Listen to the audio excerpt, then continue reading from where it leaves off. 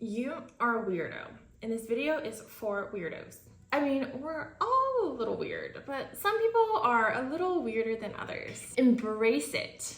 Embrace it. The day that you decide to choose yourself, to embrace all of your glorious weirdness, that is the day that the world will finally accept you.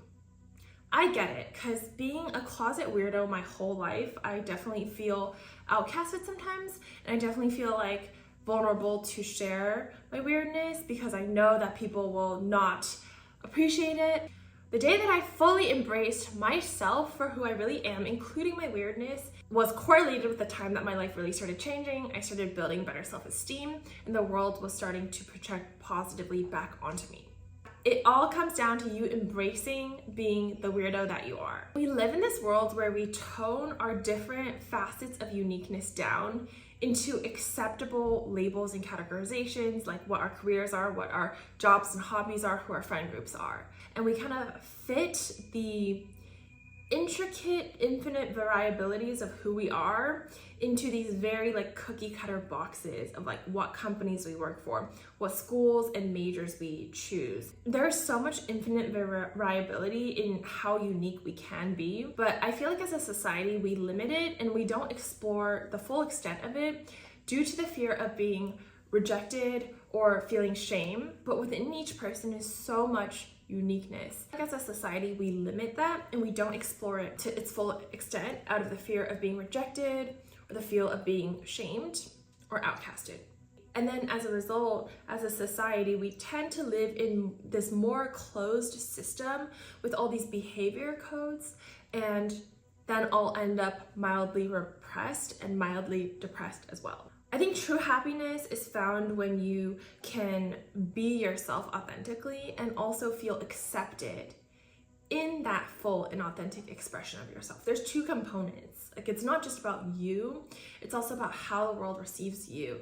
And so in this video, I want to talk about how we can bridge those two things, specifically in terms of being a weirdo. I feel like the happiest people feel the freedom to be weird. A lot of cool, conventionally successful people that we see now are weird, and they were just the ones that were brave enough to be weird until the world accepted it, started admiring it. They almost bent the world around their core authentic selves. One example of this is Gary Vaynerchuk. He's a marketing dude. All the marketing insights he has are great, but as a person, the way he emotes, literally sometimes I'm oh my god, this is just so Gary V. He's a human squirrel.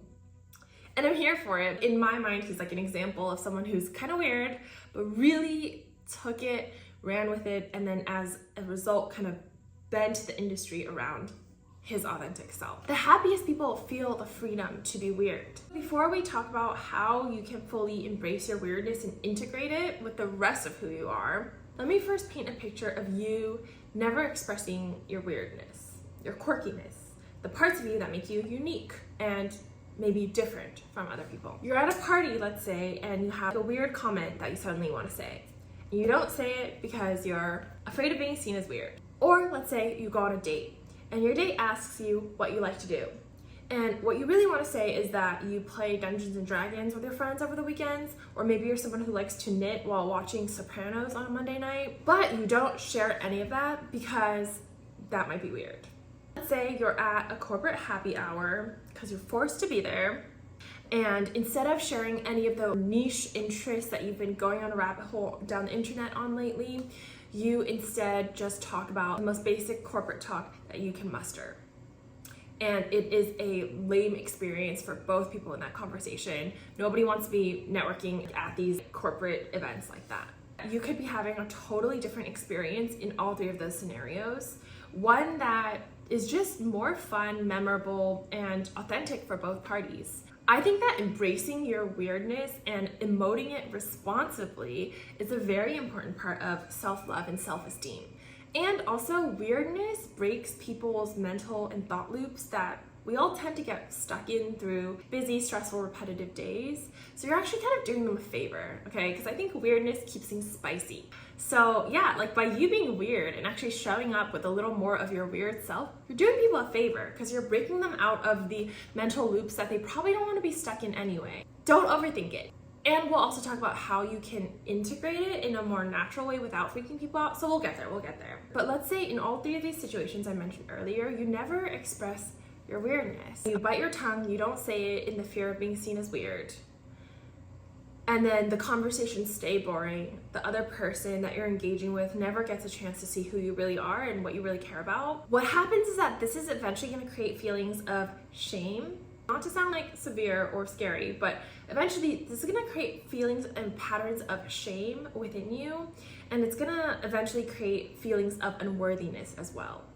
You can actually just step out of that by choosing to embrace your weirdness a little more. Plus, like, the thing is, you can't hide who you are forever. Eventually, the people that you get close with are going to learn and experience your weirdness otherwise, or you're just never gonna get close to people at all. I think that you can live a lighter and easier life when you feel like you can be yourself. So given these two outcomes, one where you just push away your weirdness and it creates these unnecessary inner cycles of unworthiness or even shame, one where you step into it and integrate it in a chill way, and then it like leaves people feeling more connected with you, more engaged. It leaves people grateful. Like, come on, like, we are actually in this society, we're grateful for weirdness, we're grateful for outliers, things that bring a little thought or reflection or surprise in our daily lives, because life can be repetitive and mundane. There's a beauty to weirdness and sharing that with the world.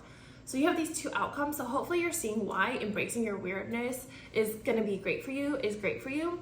So if you see that, keep watching. If you're inspired and you're like, heck yeah, I'm gonna share more of my weird self. This brings me to the next part of the video, which is that I believe weirdness is an art form.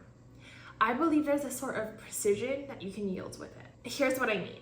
There's an authenticity to weirdness, but there are also so many ways that you can go overboard with being weird and freak people out, and I've totally been there myself, like, throughout my entire life, so I got you. At the end of the day, really open-minded people will probably still be cool with it, like, no matter how weird you're being, if they love you. But like, on the vast spectrum of personality types and archetypes in this world and preferences that people have in this world, it's definitely gonna freak some or even a majority of people out. And that's okay too, at the end of the day, like, you do you, boo. But you have the choice here. So I'm just like showing you all these options. You have the choice here. So you can decide how you want to embody your weirdness and what it means to you.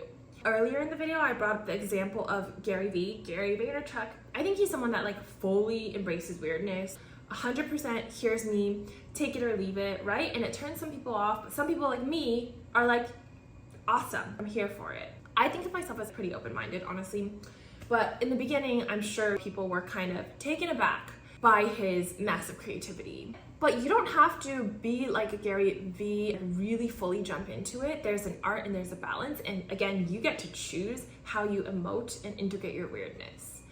So on one end, there's maybe people like Gary V, Richard Branson, these very out here visionary people.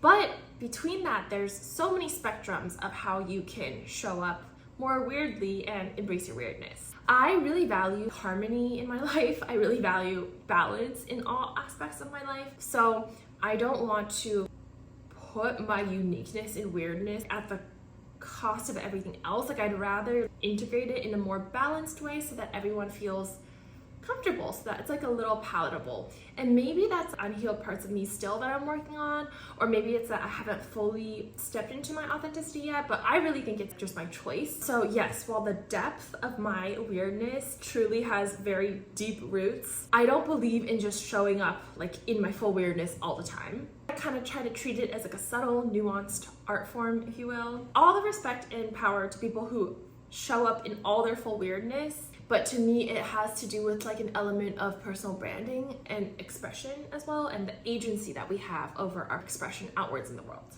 And also, I know that, like, yes, I'm weird, but there are also other parts of who I am. I have elements of basicness. For example, I'm wearing like a simple streamlined dress, but it has polka dots on it. Like, that's kind of quirky. I'm also basic at the same time as being weird.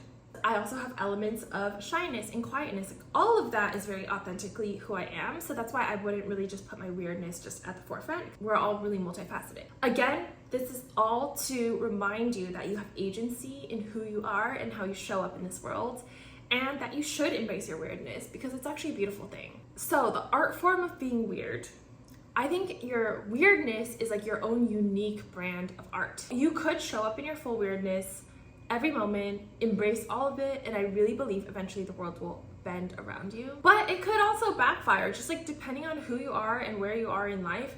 If you just pop off and show off one day in all of your weirdness, especially if you've like never really expressed it before and one day you just show up in all of it, chances are it's going to be jolting for a lot of people. Your friends and family are going to be like, what the heck? As human beings, we value consistency, this safety in knowing the consistency of our experiences. So if you go a 180 on people, it's probably going to freak them out. There's a concept in Japanese called omoiyari, which means being considerate of other people's feelings, being considerate of how other people feel. It's kind of like a more nuanced form of compassion in a way. I think it's a great service to eventually show up as all of who you are in your full power and weirdness and embrace that, like fully embody all of that. But in the real world, it's not always rainbows and butterflies. I personally, as an econ major, I think the optimal strategy here is to play the long game. If you integrate your weirdness over time, people are gonna be like, oh yeah, that's just who she is. People are going to be used to your weirdness, and I guarantee you they're probably gonna like it. I have a strong, rebellious, independent streak, and some people find it weird if it's someone I'm not that familiar with and they bump into that side of me for the first time. I notice that it might kind of take them aback. But once they've experienced it, again, it's the consistency. The next time that I express that more rebellious or independent streak, they're more used to it. And eventually they're like, oh, that's just part of who she is. That's part of her personality. And yeah, I'm here for it. I vibe with it. That's what authenticity is. There's an element of consistency when we show up consistently as who we are. And as human beings, we love consistency. To us, consistency in the data that we receive from the world means safety in our survival minds. And this is why you see people, especially as they get older, they get like stuck in certain mindsets or beliefs around the world, because to them, the consistency, the closed feedback loop system of the things they already believe in is safe. The truth is the world is complex.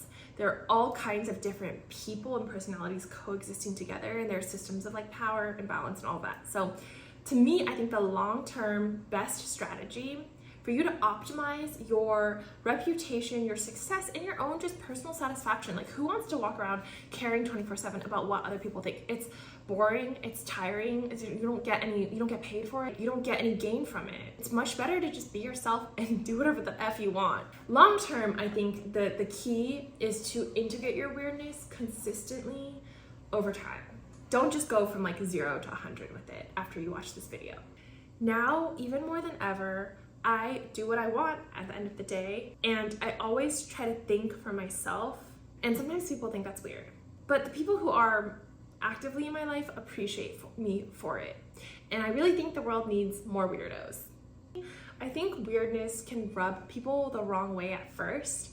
I'm aware of this, and you're probably going to have to look out for this too on your path of expressing your weirdness more. Like, you might notice that some people have a jerk reaction to it. They might get even triggered. Again, there's a balance, and you want to be considerate of what you're expressing and how you're doing it, but people will be taken aback by things that they're not used to.